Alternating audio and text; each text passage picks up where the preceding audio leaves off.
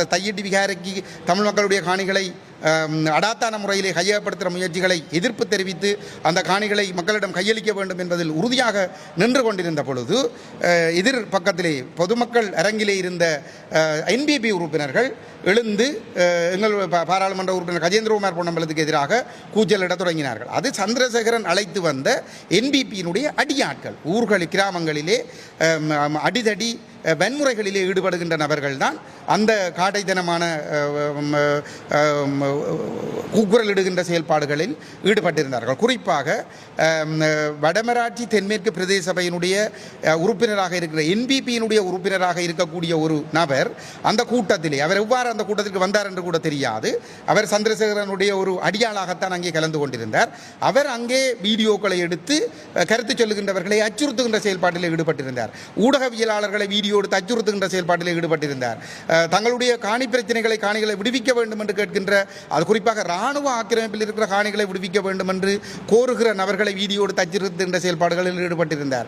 அது மட்டுமல்ல, நான் ஒரு முன்னாள் பாராளுமன்ற உறுப்பினர் கஜேந்திரகுமார், கௌரவ பாராளுமன்ற உறுப்பினர் கஜேந்திரகுமார் பொன்னம்பலம் அவர்களுடைய பிரதிநிதியாக நான் அந்த கூட்டத்திலே கலந்து கொண்டிருந்த பொழுது நான் கருத்து சொல்ல முற்பட்ட பொழுது கூட அவர் எனக்கு முன்னால் வந்து நின்று கொண்டு நான் சபையை பார்க்க விடாமல் என்னை மறைத்து கொண்டு நின்று என்னை கூட அவர் வீடியோ எடுத்து அச்சுறுத்திய சம்பவம் கடந்த 19ஆம் தேதி அந்த டிசிசி கூட்டத்திலே நடைபெற்றிருந்தது.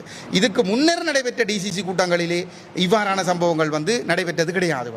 அந்த அளவுக்கு என்பிபி அச்சப்படுகிறது.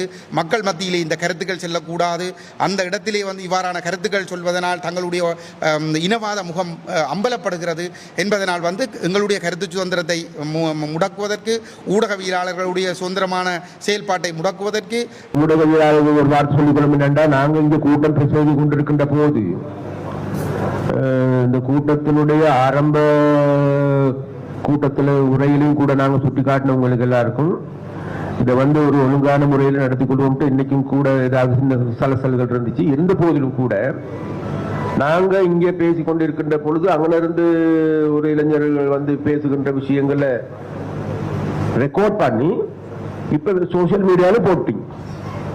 இந்த மாதிரி வேலை செய்யாது. இந்த மாதிரி வேலை செய்யறதா இருந்தா ஊடகங்களுடைய நடவடிக்கை சம்பந்தமாக கட்டுப்பாடு விதிக்க வேண்டி வரும்.